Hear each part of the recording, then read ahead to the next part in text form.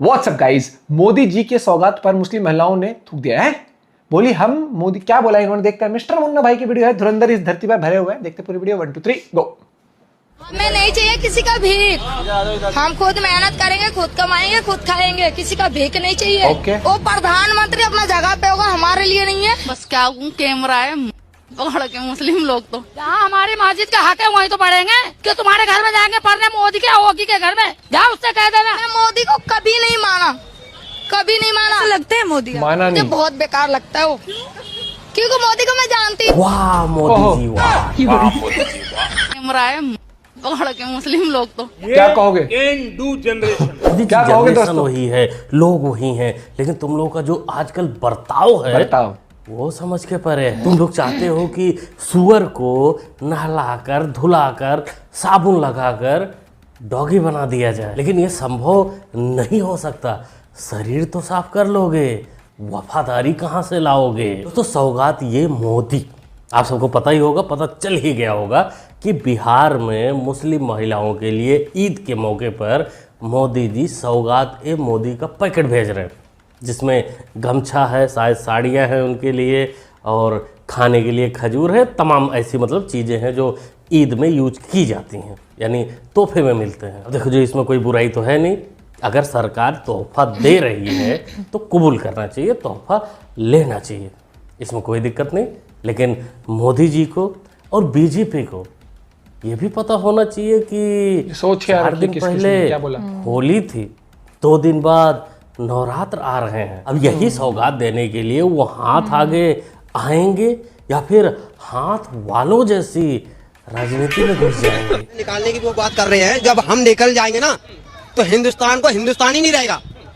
मुसलमान जो निकल जाएगा, मुसलमान जहाँ चला जाएगा वहीं पे सारा बेड़ा गर्क कर देगा। हाँ, ये ऐसा भी है। मुसलमान के बिना ईमान के बिना उठाएंगे। जहाँ मुसलमान चला गया वहीं बेड़ा गर्क कर देगा। जहाँ चला गया जाएगा बेड़ा गर्क करेगा, मतलब जहाँ जाएगा वहीं के पे मुसलमान ईमान का सारा बेड़ा गर्क कर देगा। हिंदुस्तान बिल्कुल बेड़ा गर्क हो जाएगा। हिंदुस्तान का बेड़ा गर्क कर देगा, मतलब समझे, बर्बाद कर देगा, बर्बाद हो जाएगा। नहीं भाई, ऐसा बिल्कुल आप मत करना।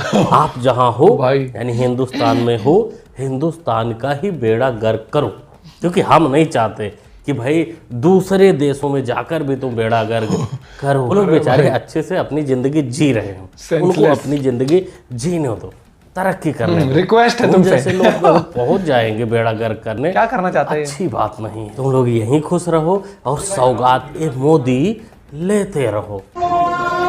अरे तो वही है।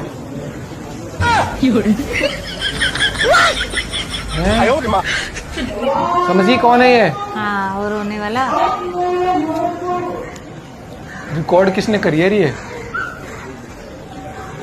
नाम रविदास, कपड़ों से तो पहचान ही सकते हैं कि नेताजी हैं, वो भी अखिलेश के। देखो जी, सजदा करना, दुआ करना, नमाज पढ़ना, इसमें कोई गलत बात तो है नहीं।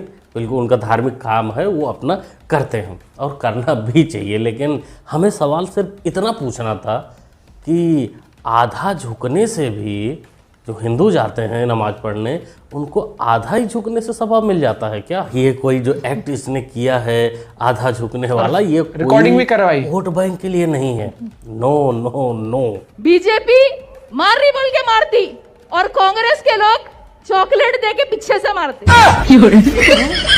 इफ्तार पार्टी में वो लोग टोपी पहनते, मुसलमानों को खजूर खिलाते, दरगाह पे चादर भेजते, पीछे से काम करते हैं। बात सबको समझने नहीं आती। इसलिए कांग्रेस को कोई पसंद ही नहीं करता, उनका गोल ही अलग है। मारना ये तो सौगात देकर मारिए, आगे से मारिए, पीछे से मारेंगे बेचारी को बाद में तकलीफ ही होगा, मतलब तुम लोग रुलाओगे सिर्फ।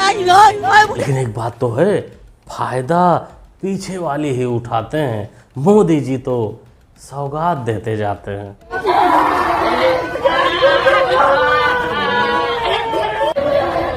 काहे बंद करें गेट बाबा के? मरीज कहाँ जाएं? सुनीता नाम है। सुनीता नाम। हाँ, अच्छा, अब ये बंद है, अब कहाँ जाएं हम लोग? परेशान कितने सालों से आप इस दरगाह में आ रही हैं? हम लोग तो ढेर दिन से आ रहे हैं सरकार के दरबार में, लेकिन बंद करेंगे तो फिर जो तकलीफ हो तो क्रोस में आएगा, लड़ाई झगड़ा कर ही लेगा। यानी लड़ाई झगड़ा का नौबत आ सकता है। आ सकता है, बिल्कुल आ सकता है। लड़ाई झगड़ा हो जाएगा, जंग हो जाएगा। दोस्तों, ये किसी मजार का वीडियो है जहाँ मोहतरमाएँ और हिंदू महिला भी रो रही है। क्योंकि मजार को प्रशासन ने किसी कारणवश बंद कर दिया है, उस पर ताला जड़ दिया गया है। बाकी इन लोगों का अंधविश्वास बता रहा है कि इनको मजार में माथा नहीं टेकना है, यानी माथा टेकने की जरूरत कम है, अस्पताल जाने की जरूरत ज़्यादा है।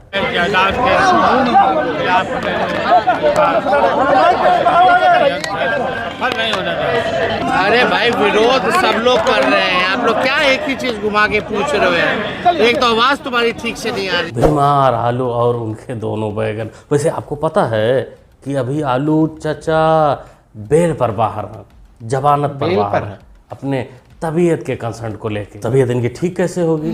ये जब वक्फ बोर्ड बिल का विरोध करेंगे, धरना देंगे, तब जाकर इनकी तबीयत को आराम मिलेगा। और हमारी न्याय व्यवस्था ये देखती रह जाती है कि एक बंदा जमानत पर छूटकर बीमारी को लेके चाचा ने शुरू में बोला कि देखो तुम क्या बोल रहे हो, पत्रकार महोदय क्या बोल रहे हो, साफ साफ सुनाई नहीं दे रहा। तो हम आपको ऐसी वीडियो दिखाते हैं इसमें सब कुछ साफ साफ सुनाई देगा। सवाल है यहाँ पर, आप पूछिए। सर मेरा एक क्वेश्चन था, मैं चेक कर रहा था, द इकोनॉमिक्स टाइम्स की एक फोटो है मेरे पास, उसके अंदर दिखा रहा है कि ना बिहार की ग्रोथ 1980 से 1991 तक 5.1 था, ठीक है। फिर आपकी सरकार आती है, आपके पापा आते हैं, फिर राबड़ी देवी जी आती हैं, आपकी मदर है ना, तब आ रहा है 1992 से 2002 तक बिहार की 0.6 है ग्रोथ, एंड देन चेंज होते हैं। उसके बाद दिखा रहा है 2002 के बाद में आप चेंज होता है, तब फिर से 5.6 ग्रोथ है। ऐसा कैसे सर? और फिर आप अगर आते तो क्या चेंज होगा ऐसा? You are a good question. 5 minutes later. देखिए आपने पता नहीं कौन सा डेटा जो है वो पढ़ा है। हम तो कहेंगे ये बंदे ने सवाल ही पूरा का पूरा गलत पूछा है। सवाल तो ये पूछना था कि मियाँ जीडीपी यूडीपी का मतलब कुछ पता है ना? तो आगे से बोलता हाँ हाँ पता है, पूछिए। फिर बंदा पूछता कि आलू चाचा ने जो चारा खाया है बिहार का टोटल, वो बिहार के जीडीपी में कितना योगदान दे सकता था? Tata goodbye, bye bye, tata goodbye. आप लोग आई है सौगात लेने मोदी जी का? जी हाँ, अच्छा लग रहा है? अच्छा लग रहा आए है, भी हैं लोग। अच्छा लग रहा है, ठीक रहा, अच्छा करेंगे, कम तो अच्छे नहीं लगेगा सर, बताइए। हम लोग तो नहीं पूरा समझ रहे हैं, बुलाए हैं तो आए हैं, ऐसे करेंगे, कहा नहीं आएंगे। परहेज नहीं है, लोग तो कह रहे हैं, आप लोगों के नेता कहते हैं या आरजेडी के लोग कह रहे हैं कि ये भड़माने की कोशिश हो रही है मुसलमानों को। ऐसा बात तो ना होना चाहिए, ऐसा बात तो नहीं होना चाहिए सर। जैसे अब हम महमदन है, चाहे जात है या प्रजात कोई भी है, जहाँ जो के साथ कोई ना भेदभाव नहीं रखना चाहिए, मतलब प्यार बांटना चाहिए, ये जानते हैं। आज प्यार से भेजी नहीं तो प्यार से आदमी दो देगा। बिल्कुल बिल्कुल मोहतरमा, लेने में कोई भेदभाव नहीं होना चाहिए, चाहे सौगातीय मोदी हो, चाहे सौगातीय फ्री का सिलेंडर हो गैस का, या फिर सौगातीय लेकिन कुछ लोग जबरदस्ती कर रहे हैं हो या हो राशन, इसमें एकदम भेदभाव नहीं होना चाहिए। हाँ, जब चुनाव का समय आए तब सीधा सीधा बोल देना है कि क्योंकि मोदी को मैं जानती नहीं। वाह मोदी जी वाह। बेगूसराय में जो सड़कें हैं, मुख्य सड़कों को आप छोड़ दीजिए, गांव की सारी सड़कों की हालत ख़राब है। कुछ तो मुख्य मार्ग की भी हालत बहुत ख़राब है।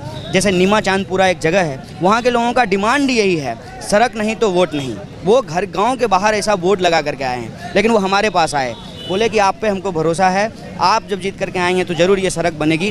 बिहार में है पानी, ये जो बड़ी बड़ी सड़कें बन रही हैं हमारे आसपास, तो सड़क बना रहे हैं किसके लिए? सड़क बना रहे हैं यहाँ का संसाधन लूट के लेके जाने के लिए। वाह भैया, कितना बुरा हो सकता है, ना बने तो बने तो देख के अंदाजा लगा सकते हैं। पहले ये देशद्रोही कहलाया जाता था, गुरु का नाजायज बच्चा माना जाता था, लेकिन जब से ये कांग्रेस ज्वाइन किया और खासकर पप्पू चाचा के साथ मंच साधा किया, तब से ये टोपीबाज भी हो गया। केजरी मियाँ की आत्मा जैसे आ गई इसके अंदर। बाकी जनता ने इसको 2 बार जड़े हैं थप्पड़, एक बिहार में और एक दिल्ली में, लेकिन भाई देखो वही होता है ना, कॉन्फिडेंस, बेशर्म ऑलवेज ओपी, उनको कुछ फर्क नहीं पड़ता। स्पष्ट रूप से अवगत कराया गया कि कहीं भी नमाज रोड पर अदा नहीं की जाएगी। परंपरागत रूप से नमाज जिन मस्जिदों एवं ईदगाहों में होती है वहीं पर अदा की जाएगी। परिसर के बाहर कहीं भी नमाज अदा नहीं की जाएगी। छतों पर भी अनावश्यक रूप से लोग इकट्ठे नहीं होंगे, नहीं नमाज पढ़ेंगे। परंपरागत रूप से जिन स्थानों पर नमाज अदा की जाती है वहीं पर होगी। साथ ही लाउड स्पीकर भी अनावश्यक रूप से नहीं बजाए जाएंगे, यह भी सुनिश्चित किया गया है। परंपरागत रूप से जहां जिन स्थितियों में नमाज अदा की जाती है जो कराते हैं वही कराएंगे, यह सुनिश्चित किया जाएगा। संभल पुलिस, संभल प्रशासन सकुशल होली का त्यौहार करवाने के बाद अब ईद करवाना चाहती है कि भाई जिसको नमाज पढ़ना है, जिसको सजदा करना है वो अपने मस्जिद में पढ़े। ये वहाँ के पुलिस का गाइडलाइंस है और उम्मीद करते हैं कि सब लोग इसको मानेंगे भी। सब लोग मानोगे तो फिर माहौल भी ठीक रहेगा, पुलिस को भी मेहनत नहीं करना पड़ेगा। बाकी योगी बाबा संभल के बारे में कुछ कह रहे हैं, सुनते जाइए। कितनी जगह खोदेंगे, कितने मस्जिद? जितने भी होंगे सब ढूंढेंगे, जितने भी होंगे सब ढूंढेंगे, सब निकालेंगे और दुनिया को बोलेंगे कि भगवान ने जिसको आंखें दी हैं वो आके देखो तो क्या हुआ था संभल में। देखिए संभल एक सच्चाई है, ये तो बन चुके हैं, अब बन नहीं चुके हैं। इस्लाम कहता है कि किसी भी हिंदू मंदिर या किसी हिंदू घर को तोड़ करके आपके द्वारा बनाई गई कोई भी इबादत गृह ये खुदा को स्वीकार्य नहीं है। क्यों आपने बनाई? बताओ। आप तो इस्लाम के विरुद्ध आचरण कर रहे हैं। पर आप तो कानून के दायरे में रहकर, कानून के दायरे में रहकर सब काम कर रहे हैं। नहीं बात भाई, जब सारे काम कानून के अंतर्गत ही हो रहे हैं किसी को भी दिक्कत नहीं होना चाहिए, क्योंकि संविधान तो सर्वोपरि है ना बाबा जी वाला, तो किसी को कोई दिक्कत नहीं होनी चाहिए। क्या बोलते हो दोस्तों, क्या कहना चाहते हैं पूरी वीडियो के बारे में कमेंट करके बताइए अपनी। जबरदस्त योगी जी का तो ये वाला बहुत क्लिप वायरल हो रही है। दूसरी बात मैं ये कहना चाहता हूँ कि ये कह देना हम तो जानते ही नहीं मोदी को, भैया यार रहने दो, जिसके बारे में तुम इस एरोगेंस में बात कर रहे हो। अरे छोड़, या फिर ऐसा होता है बिल्कुल जाहिल अनपढ़ टाइप नहीं होते हैं। मैं एक बार बताऊं, जब सरकार कुछ ना करे तो दिक्कत, सरकार कुछ कर रही है एज ए जेस्चर भी कर रही है तो भी दिक्कत। इसमें भी भैया देखो तुम्हें वोट नहीं देना होगा ना तो तुम 10-20 रुपए लेके भी नहीं दोगे। वो ना हो, कितने लोग होते हैं जो साथ में चल लेंगे, भाई हम वोट देंगे तेरे को, रैली में भी निकल लेंगे, और अपने होते जो देते भी नहीं वोट। ठीक है, तो इन चीजों से ऊपर उठ के मुझे लगता है राजनीति जब देखो दिक्कत यही है हमारे यहाँ पर, हम ना वोट ये देख के नहीं देते कि कौन काबिल है। हम यहाँ देखते ना भैया ना, हम तो ये इस धर्म का, इस धर्म को, उस चीज में मत करो। ये देख लो कि भैया कौन इस देश का बेटरमेंट, क्योंकि जजमेंट का आपके पास खुद भी डिसीजन होता है कि पहले भी काम कर रहे लोगों ने, अब भी करा है। भाषण किसी के आ रहे हैं, क्या कौन विजन लेके आ रहा है, क्या रियलिस्टिक तरीके से इंडिया ग्रो कर रहा है, क्या चीज़। लेकिन फिर वही वाली बात आ जाती है, एक नॉर्मल इंसान जो मान लो अगर जैसे जो राशन ले रहा है सरकार से, हर एक चीज़ ले रहा है, तो वो ये सोचता है कि ना मुझे तो भैया सबसे पहले तो राशन मिल जाए। तो जो सरकार दे रही है ये भी बताओ वो भी ठीक दे रही है यार। वो वाला टाइम 2020 वाला लॉकडाउन वाले टाइम में किस तरीके से हम रिकवर करें वहां से ना, इतनी आबादी होने के बाद बहुत डिफिकल्ट होता है। हमने करा है काम बढ़िया देश ने, ठीक है। बाकी 100% तो कोई भी सरकार बिल्कुल बेस्ट नहीं दे सकती अपना, कहीं ना कहीं मुझे लगता है, क्योंकि इतना बड़ा देश हो गया। दूसरा भाई वो क्या कहता है, मैं जहां भी जाऊंगा बर्बाद कर दूंगा। मैंने कहा भैया यार क्या लेके चल रहा तू, गजब आदमी। कुछ लोगों का कॉन्फिडेंस लेवल गजब ही रहता है। बाकी आप भी अपना पॉइंट ऑफ व्यू शेयर करते हो इस बारे में। और देखो दुनिया में करोड़ों लोग हैं, हर एक की सोच एक जैसी नहीं हो सकती। कुछ कलाकार होंगे, कुछ तेजस्वी कलाकार होंगे, कुछ अपना पॉइंट ऑफ व्यू अलग रख देते हैं। लेकिन यह है कि लिमिट में रहकर करो जो भी करना है। लिमिट क्रॉस करोगे तो फिर वो आ जाता है वो कानूनी कार्रवाई भी। मिलते हैं वीडियो के साथ, बाय बाय, टेक केयर।